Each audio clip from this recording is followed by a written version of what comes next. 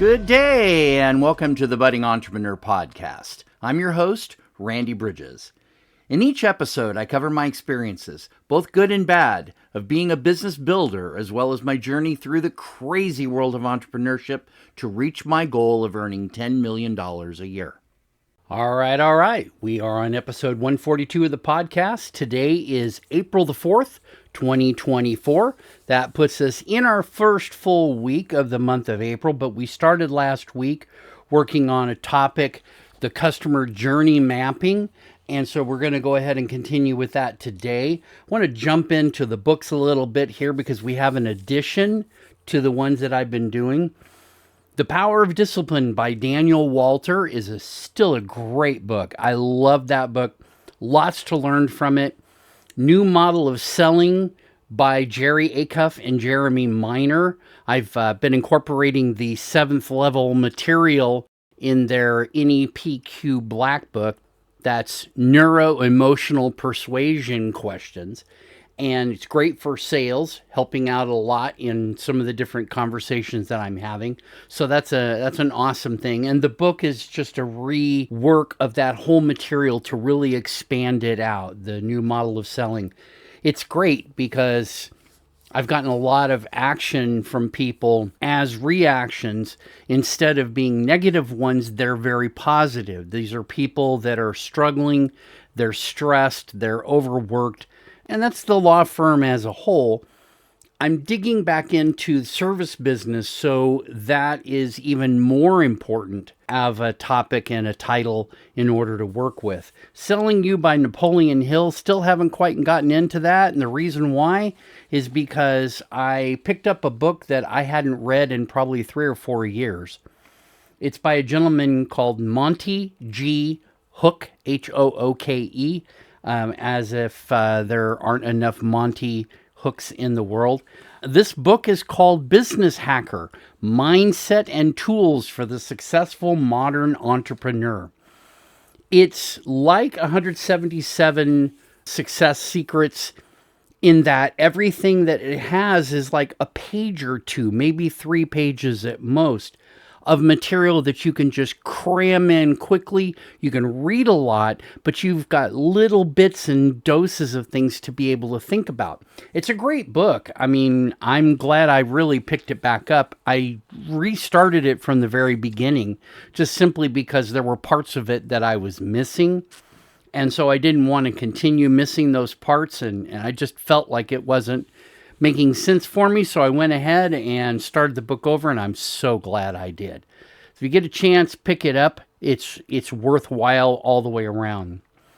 This week, Grant Cardone is having his 10X Growth Con, and one of the people that was speaking on the first day was a gentleman, John Maxwell. He's a well-known speaker, great consultant, great mindset of a person in how you do things, how to grow yourself. And he had a quote from a story that I wanted to bring in this week. He'd done a speech, and some gentleman walked up to him after he was done and said, "I want to do what you do." And John's like, "Really?" And yes, absolutely. And the quote that I took away from the conversation, he said, "If you want to do what I do what I did." All the things that he did in the past, all of the work that he's put in, all of the struggle and stress and strain, be willing to do all of that in order to earn your place where I am. And it's a great reminder to us that there is no such thing as an overnight sensation that takes less than 2, 3, 5 years. Some people might be 20. And it just may take a lot of time for them to become a household name. Now, I'm not saying you will. You very well may be, overnight success overnight. But I have a feeling that you've already got some time behind you if you're listening to this podcast. So that's our quote for the week. Digging into our business strategies, we are dealing with, as I said, the customer journey mapping. Last week, we talked about the definition and the purpose. and then the different components that come into a customer journey mapping. This week, we're going to look at 2 new topics as part of this. Number 1 is benefits, and number 2 is the process of creating the journey map. Next week, we're actually going to get some examples of this. I wanted to kind of bring this in advance so we have a mindset for next week to be able to move into. If you haven't listened to what I covered last week, you might be wondering, why does a customer journey map matter for your business? Well, I'm glad you asked, right? Because the benefits work kind of like this. We can break it down into 2 main points, both of which are equally as important as the other. Number 1, we want to understand the customer needs and behaviors. One of the most critical aspects of a customer journey mapping is understanding your customers' needs and their behaviors. Mapping out the entire journey a customer takes when interacting with your business allows you to gain invaluable insights into their preferences, pain points, and behavior patterns. Now, those 3 things are very important. You've got to think of it a lot like putting on a pair of X-ray glasses and seeing right into the heart of your customer's experience. And that brings us to the second point, improving customer satisfaction and loyalty. It's one thing to get a customer, and a lot of people spend all their time working to get customers, clients, but the reality is it's a lot cheaper and a lot easier to keep your customers and your clients. So if we look at customer satisfaction and loyalty, here's the kicker. Once you've identified those pain points and touch points along the customer journey, you can start making improvements that lead to better customer satisfaction and loyalty. Always have a feedback loop to get information from your customers and your clients as you're going. And if you can address these pain points head on and optimize every step of the customer journey, you're not just providing a better experience, you're going to create raving fans who keep coming back for more. There are clients that I've had that I thought for the longest time, I just really don't like this client. They drive me crazy. They keep me not just on my toes, they keep me well away from where I should be. But you know what? At the end of the day, you can either be right or you can be rich. And I prefer to focus on the rich side in terms of my experiences, in terms of all the things that get me where I want. And I do that by making sure my clients get to where they want. Let's dig into the process of creating a customer journey map. How do you do this? Well, it starts with data collection and analysis. You've got to understand, you've got to gather information. You're going to go from surveys and feedback and analytics to truly understand your customers' wants and needs. And once you've got that data in hand, it's time to create what we call customer personas. These are detailed profiles that represent different segments of your customer base. They help you put yourself in the customer's shoes and see the world from their perspective. There's a book that I read a while back similar to the customer persona, and a salesperson was going in. I've told this story before, but it's a really good story, well worth the time to listen. A salesperson goes into a shop, I think it was a beauty shop, and they were trying to sell everything, and the people behind the counter that were the semi-owners, they were replying, "Oh, so-and-so wouldn't like that. Oh, so-and-so wouldn't be happy with that." And the salesperson was trying to figure out who this person is. And this person was the persona of the ideal client, the ideal prospect that this particular business wanted. They had developed it such a way that they could actually say in their head, oh, well, she wouldn't like that. Oh, well, she would want to see something else. And truly understanding it, putting it all together as a persona. And many times these personas are not just, 35 and 4 kids or, been working for 12 years. It's a much deeper understanding of who that persona is, what they want, what their pains are, what they're trying to accomplish in a given day. All the things that truly do keep them up at night, not the ones they're willing to tell you that are probably surface level. The really deep ones. Nobody really thinks about that. And if they do, they don't want to actually come out and say, yes, this keeps me up at night. They don't want to think about that. They're too busy looking for something better. That's where a persona kicks in. It helps you to map out the customer journey itself. This involves identifying every touch point a customer or a client has with your business. And you plot that out on a visual map. You look at your business in a 3D fashion. It isn't just, left and right, forwards and backwards. It's height and depth. Is it something that's positive? Is it something that's negative? You really want to understand.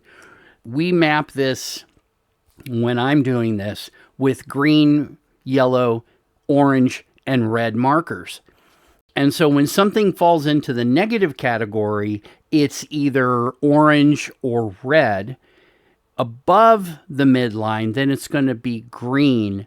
If it's staying right along that red line, right dead center, right in the middle, then I grab my yellow marker because that's one that it's kind of like a yellow light. It doesn't mean go faster. It means slow down. You've got something there that you either, in the words of Mahan Khalsa, you either have to turn it green or recognize that it's red and don't include it. Okay, so this is something that you want to try to turn red to green. You don't want to try to turn red to yellow. Using these pain points in a visual way, you can note the emotions your customers are feeling at each stage of your journey, as well as any pain points they encounter along the way. Remember, every time you solve a problem, you create a new one. And that new one may not be the one you ever expected. I did 3 levels of problems, 3 tiers deep. For law firms, I took 5 of the major problems, and each of those problems had a solution and an outcome, but they generated a new problem, 5 new problems.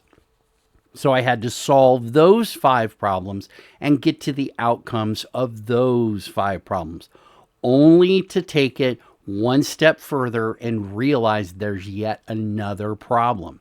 For example, you don't have enough money, so suddenly you get busy. You spend money to get people in, you advertise, right? So that's a problem. There's a solution for your advertising, and your outcome is you get new clients.